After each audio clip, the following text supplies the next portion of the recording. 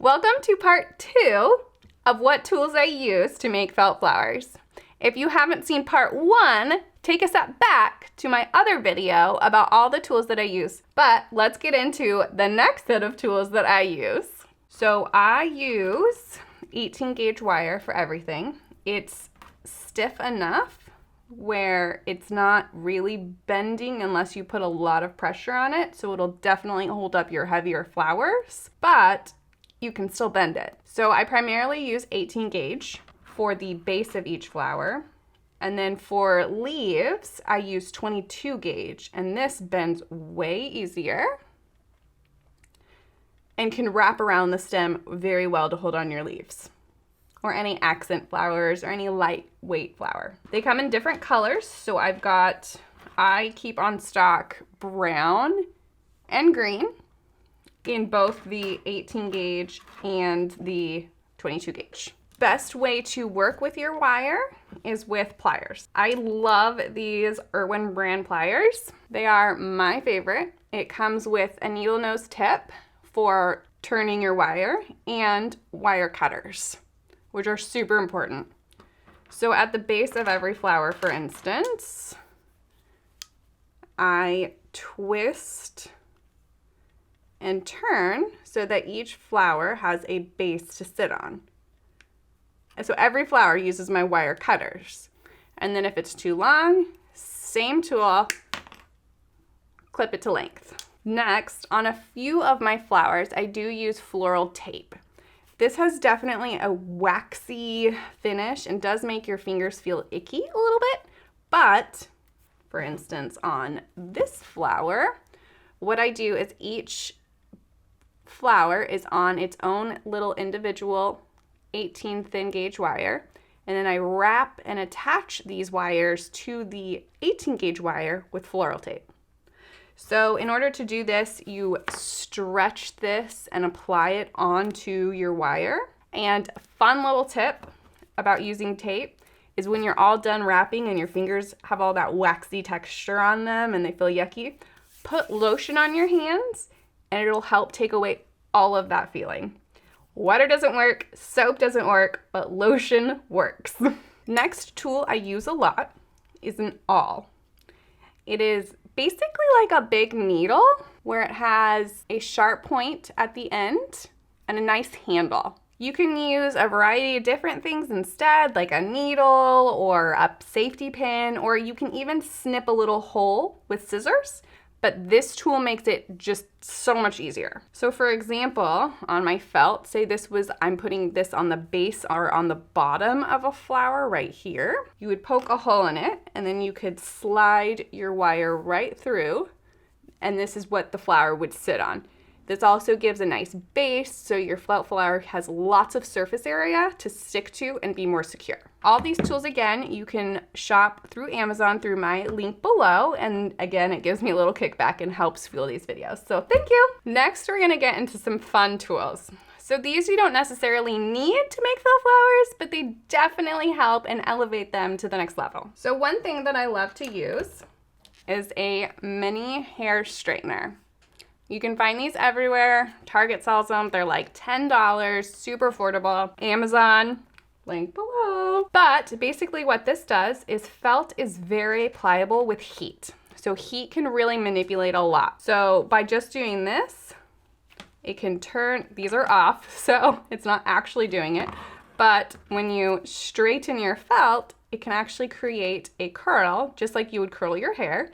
It would create a curl in your petal. Same thing with this is a curling iron, but it has the rounded edge. This is the ones where you throw a glove on and wrap your hair around. Well, and that's really yucky from all the felt I've done. So you put this on like this, kind of turn it around, and it actually makes a cupping shape to your petal. Super fun, definitely elevates your flowers. You don't need these tools. There's different ways that you can manipulate your felt with, say, a glue gun and putting different cuts in it, but they definitely help. Next up is an iron. So in all of my kits, if you want to hand cut all of your felt, I do add these stencils.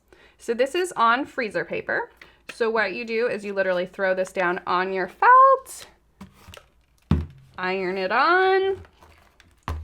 And this actually sticks to the felt. So you can just follow the lines and it just makes thinking easier when cutting difficult shapes. All right. Last thing that I use often is coloring petals. So yes, felt comes in a variety of colors, but if you wanted more dimension on your flower to add some color, there's a few different ways to do it. And these are the things that I use. So first off that I use a lot are pan pastels. They come in a variety of colors. These just screw off and are layered. And then you have multiple palettes of colors to dye your felt. So for instance, I'll use this one and this pink. Some of these come with sponges. You can use paint brushes or sponge, but it helps dye your felt. It creates dimension and just more authenticity with different flowers. Because let's be real, what flower is only one color? So the next thing I use is actually eyeshadow. So I found this really inexpensive palette on Amazon, and you can get your trusty makeup brushes and literally brush on color. These work great. They come in, obviously, eyeshadow comes in basically every color under the sun. Finding a good palette is perfect. The only thing I don't like about eyeshadow versus the pan pastel is that this cake is much thicker and it goes much further.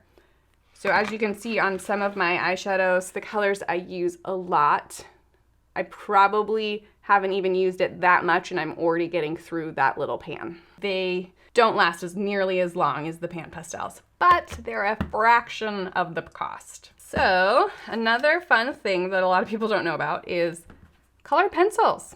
Work great. Literally just draw. These are great for drawing on leaves, giving them vines, in any color, but you can definitely not color on your mat, but color on your felt. So for instance, like on some green leaves, I'll put some brown lines on it. Or white veins, really. You're not gonna see the white, but so colored pencils work great. These flare pens work great. These are just Tombow brush pens, and then they work excellent as well with making lines, or you can use the brush side and really color in some felt to make your felt flowers more dynamic and more interesting. So all that to say, lots of fun tools. Lots of tools you don't need to get started, but definitely elevate your flowers. Thank you for joining along. Make sure you like, subscribe, hit that notification bell, and down below you will find all my links to my shop, to my Amazon shop that has all of these tools available for you to purchase at home. And if you purchase from my Amazon shop, it does give me a little kickback, which definitely helps produce all of these videos to help you along on your journey. Also, in my shop, you will find felt flower kits, so that way you can kind of take the thinking out of what you're doing, and it's just all there ready for you, so that way you're just ready to go and make your own flowers from home. So I hope this helps. If you have any questions, please leave comments below, and I will get to you and answer the best that I can. Thank you so much for joining me, and I can't wait to see you on my next video.